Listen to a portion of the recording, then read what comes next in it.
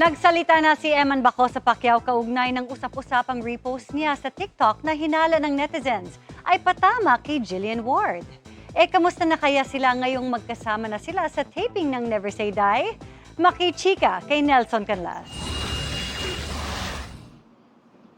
Fans were speculating na ang isang cryptic repost ni Eman Bacosa Pacquiao kamakailan sa TikTok na I can fight 100 men who wants you, but I can't fight a guy you want ay para kay Kapuso star Jillian Ward. Deleted na ang repost pero paglilinaw ng young boxer. Wala namang specific yung ano ko.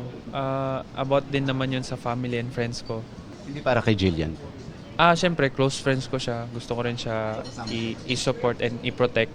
Hindi as a, lover, as a friend. Naging mailap si Eman sa mga tanong tungkol sa umano'y panliligaw niya sa star of the new gen. Pero iba ang kanyang mga ngiti nang magawi ang usapan tungkol sa pagsuporta ni Jillian nang magkaroon siya ng boxing match sa Bohol last month. Anong feeling?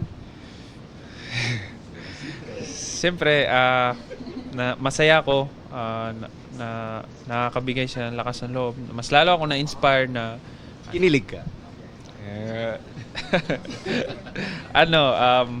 siyempre, happy ako na pumunta sila, nag-support sila. Siyempre, nag-usap kami sa mga ganitong bagay, ganito, ganyan. Share mo naman ano ng pag-usapan. Secret! Di ba, Jay? Secret.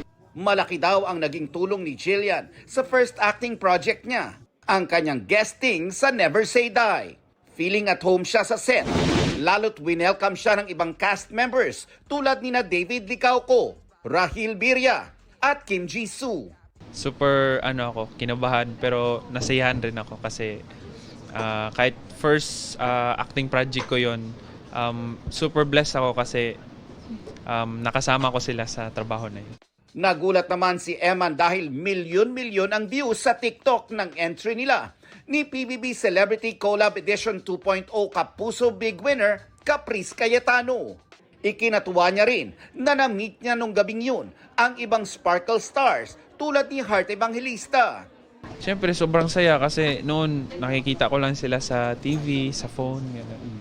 So, na-excite ako. Tsaka at the same time, super happy ako. Excited naman si Eman para sa upcoming boxing drama series na Kamao na pagbibidahan ni Anton Vinson.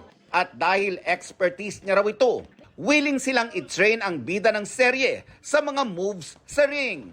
If ever at may pagkakataon at bigyan po ako ng pagkakataon, why not po? Siyempre. Kasi exciting rin naman po yun eh.